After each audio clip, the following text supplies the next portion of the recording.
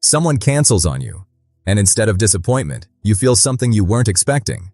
A wave of relief so pure, it almost makes you laugh. Your shoulders drop, your chest opens, and for a split second, the entire evening stretches out in front of you, like a gift you didn't know you needed. You don't tell anyone, of course, because who admits that? Who says out loud, "I'm happier now that I don't have to go"? But quietly, privately, you know exactly what that feeling is. And maybe you've spent years wondering what's wrong with you, why you dread things other people look forward to, why your first instinct is escape. But here's the thing. Psychology has a lot to say about this, and almost none of it points to something broken. You're not flawed. You're not cold. Your nervous system is simply speaking a language most people were never taught to hear.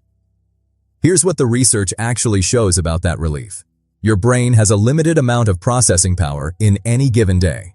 Psychologist John Sweller called this cognitive load, the total amount of mental effort your working memory can handle at once. And social interaction, even enjoyable social interaction, is one of the most demanding tasks your brain performs. You're reading facial expressions, tracking tone of voice, managing your own responses, filtering background noise, predicting what to say next, all simultaneously.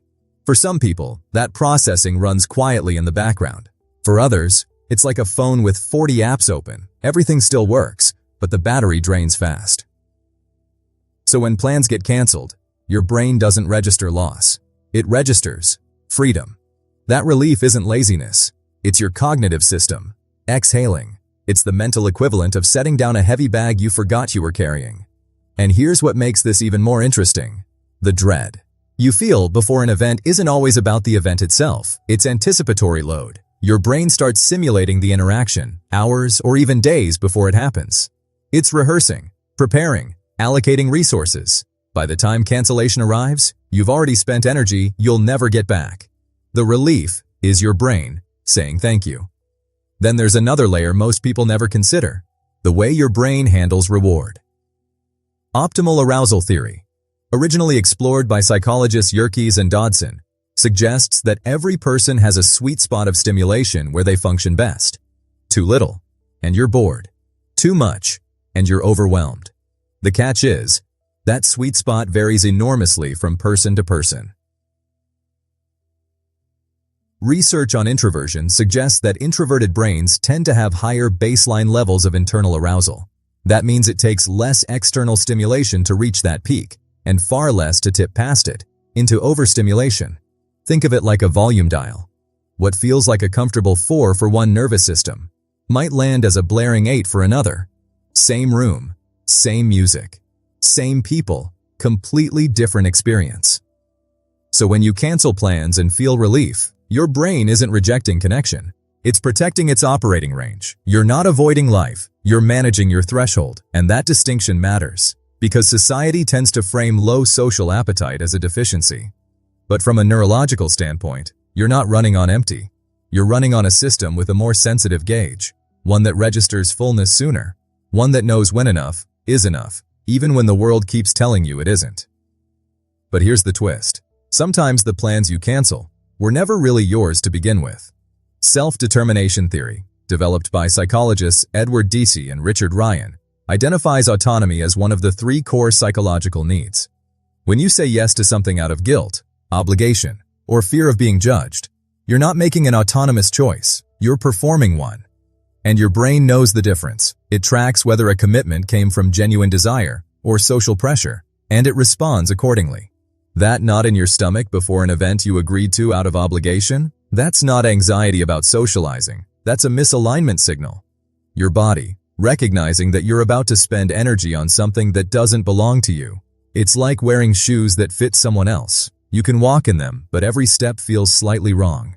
The relief you feel when those plans dissolve isn't selfishness. It's your psyche returning to alignment. It's the moment the performance ends, and you're allowed to be honest again. So if you find yourself constantly dreading plans you technically agreed to, it might be worth asking a quieter question. Did I say yes because I wanted to, or because I was afraid of what no would cost me? That answer can change everything. Now, let's be clear about something important, because nuance matters here. there's a meaningful difference between choosing solitude because it restores you and retreating into isolation because connection feels unsafe. They can look identical from the outside, but they come from very different places inside. Psychologists who study attachment and motivation distinguish between approach-driven withdrawal and avoidance-driven withdrawal. The first is a conscious, healthy boundary. You know your limits, and you honor them. The second is a protective response, often rooted in past experiences where social situations led to rejection, exhaustion, or emotional harm.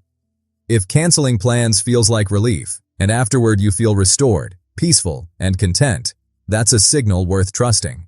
But if canceling feels like relief in the moment, and then slowly fills with shame, loneliness, or a growing sense of disconnection, that pattern might be worth exploring, perhaps with someone trained to help you untangle it.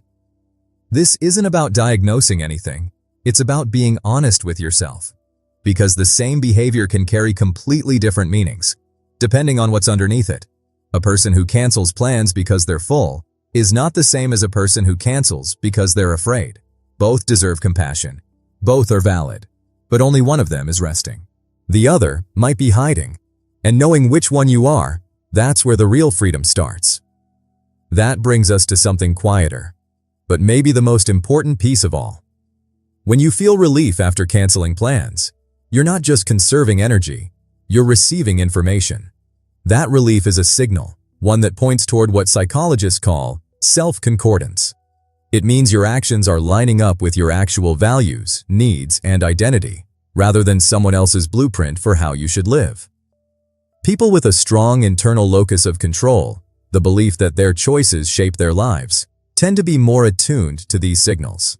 They notice when something feels off. They recognize the difference between a commitment that excites them and one that depletes them. And over time, they learn to trust that inner compass, even when it points in a direction the world doesn't always celebrate. Think of it like a compass needle, finally settling. All the noise, the obligations, the guilt, that's magnetic interference. And when it clears, the needle points home. Relief isn't a flaw in your wiring.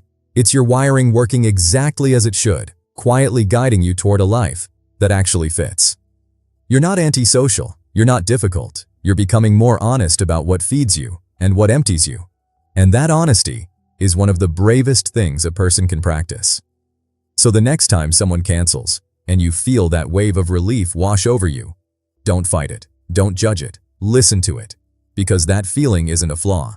It's a conversation your mind has been trying to have with you for a very long time. If this video helped you feel a little less guilty about being who you are, leave a like. And if you want more videos about the quiet psychology of people like us, subscribe.